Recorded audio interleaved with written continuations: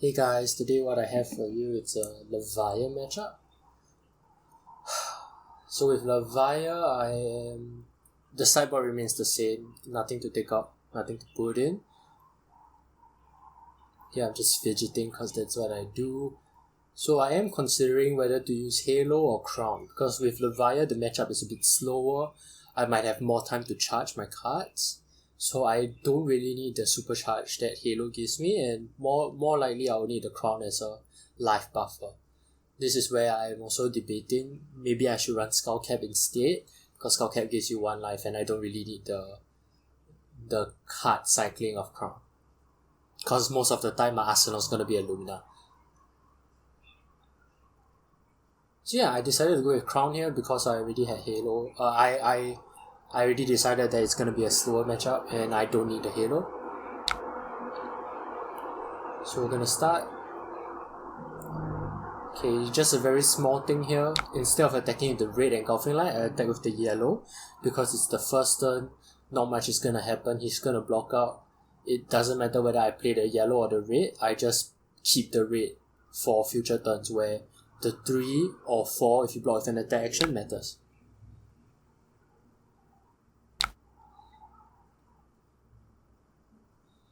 I arsenal the engulfing light because I can always throw away the CNC if I don't need it.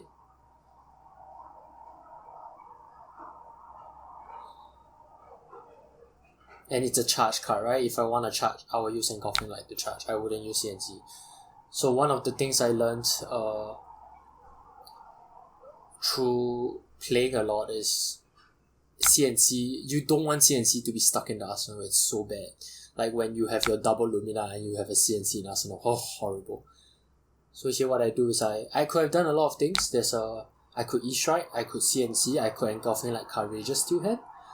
But here I decided to go for CNC because engulfing light is just 7 raw damage, while CNC is 6 plus a bit of disruption because he is forced to block.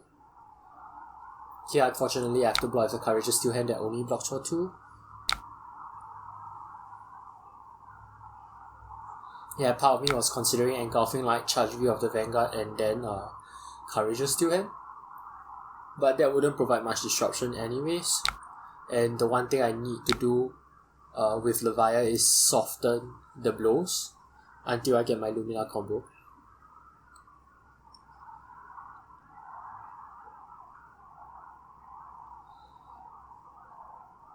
So here I'm pretty sure it uses Crown, which is good.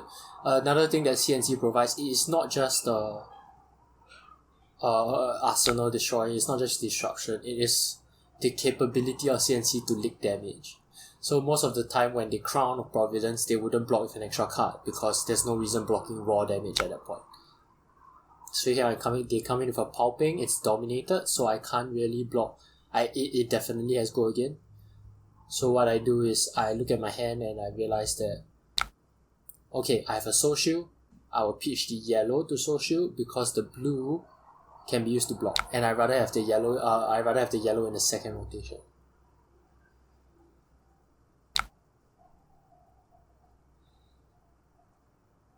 So here I block.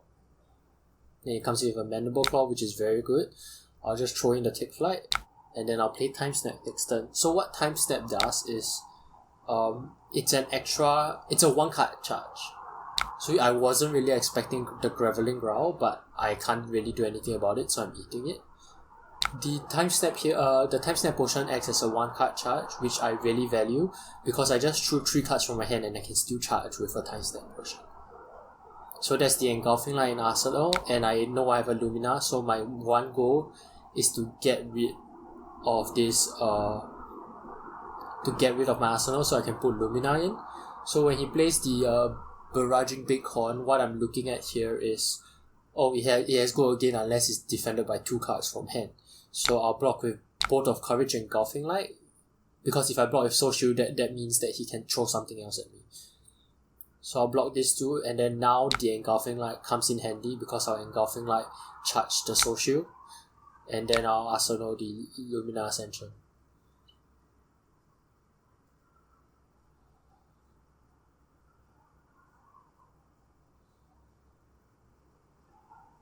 Here I'm gonna see whether he blocks, because if he were to block, if it's an attack action, he has to block with 2 cards.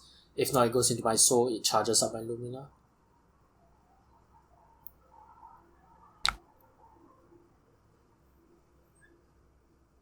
See here, it would have been different if it was the yellow Engulfing Light that I Arsenal on the first turn, because then he would just need to use Capskin. So here I see my Bolt of Courage, which is a great combo starter because Bolt of Courage draws you a card for Gallantry Gold.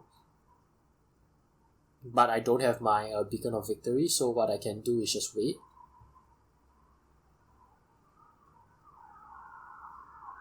With the 2 Sing Belows, I'm feeling very comfortable about my position. So he swings big for 8, and now I'm really overthinking about whether he has a Pummel. And I decided that if he does have a Pummel, my 2 Sing Belows, I'll drop the Bolt of Courage. At least I can swing back for 3. And I don't mind taking the Pummel damage.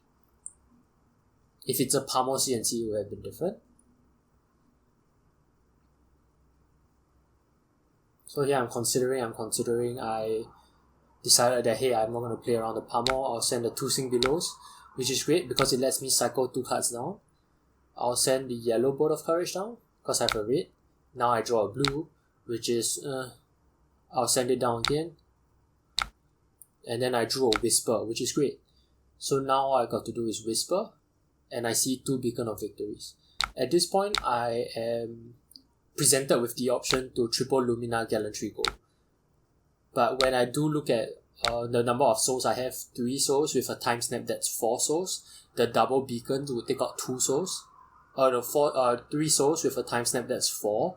With if I charge next turn, that's going to be 5 souls. The Beacon of Victory would take out 2 souls, which means that if I will only have 3 souls left to attack with, and considering I'm playing against a Levia where he has a Carrion Husk, I didn't really think it's worth the risk.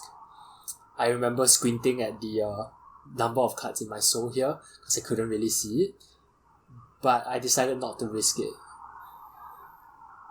Because if I do whiff on my Lumina and he does block with an entire card hand, then there it goes. I lose the game. So here I'm just swinging for 3 gold again because of Quicken token, doesn't really matter. It's just raw 3, I'm hoping he takes it because it is just raw 3. So the thing with Levia, what I really want to do in the matchup is make sure that he accumulates Blood Debt, so that when I do combo off and when he does block with all the cards in his hand, the Blood Debt kills him. But it doesn't seem to be happening this game, so I can only do what I can, So here he Dread Screamers. Oh no, he used Skins first.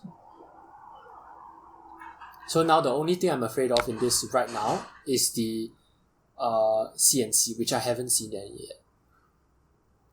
So he banishes 3 cards. Still no Blood Debt. This is coming for 6. I don't block.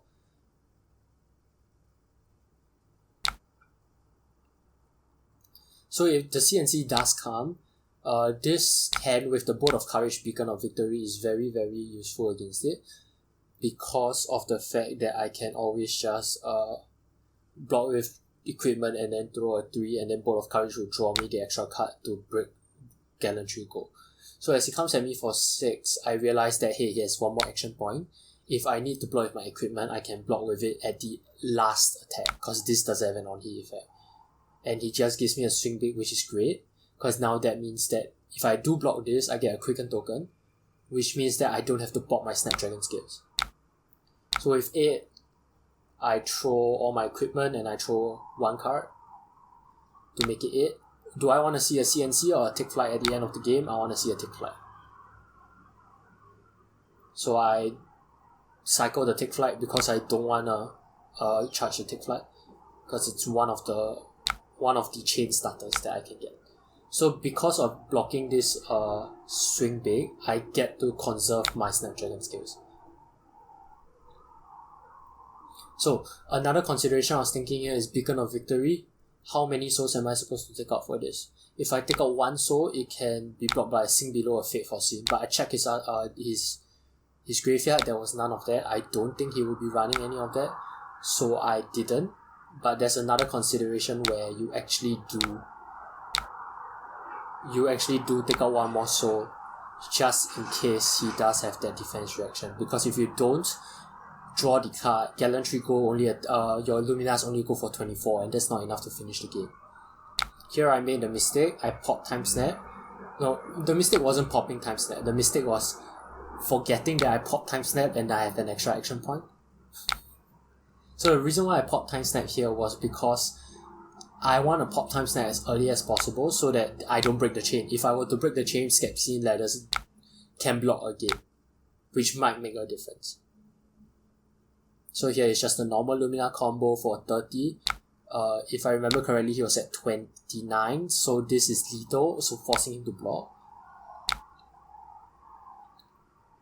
So the Carrion Husk is blocked one of those, which I accounted for.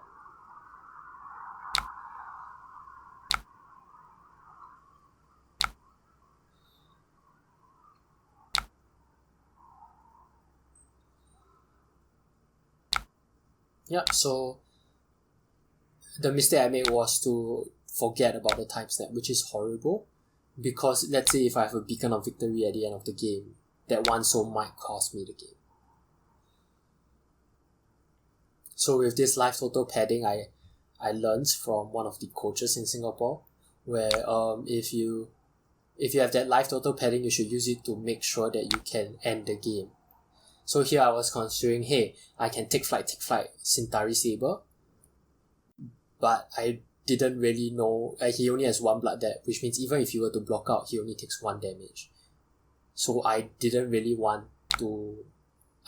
see that as something that I would take whatever damage he's going to throw at me distant for. So in the end, I just decided to block. I throw the Whisper at it, because Blood Rush Bellow, most likely he will claw and something else.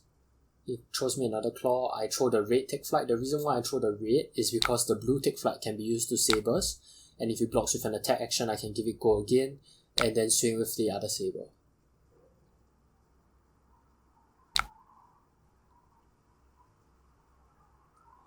So here he throws at me an 8, and at this point I'm considering, do I want to take the 8 or do I block with a Take Flight?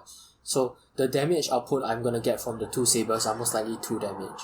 If I can block for 3, I block for 3, and the reason why I'm holding back is because I need the life total padding for when I have a greater turn. So I block for 3, I'll take the 5, I'll arsenal the Take Flight.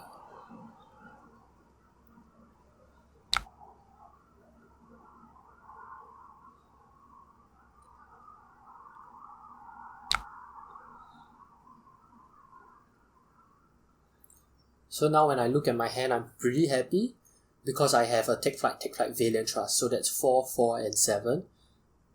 He uses Out of War to, I think, banish a card and gives the next card go again, correct? So he switches off his Blood Depth. His Blood Depth is now at 3. So even if I were to remove his hand from him, I do at least 3 damage, he's dead. So he plays Beast Within with go again.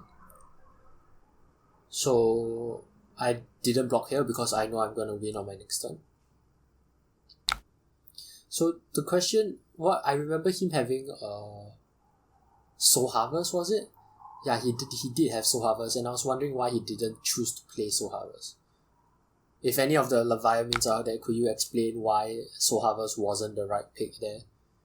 But yeah, so he marks out the Beast me. 9 raw damage. I don't see any pummels. I'm not concerned. I'm gonna end if I don't end again next turn, he's gonna end me. So I just take.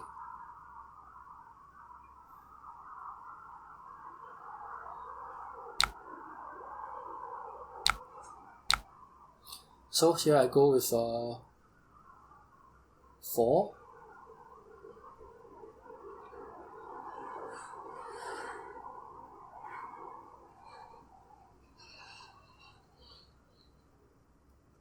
He blocks, pumping up to 5. Once again, this is where the Boltyn's hero ability comes in, the chipping of the damage, especially when you're that low life. Followed by another Take Flight.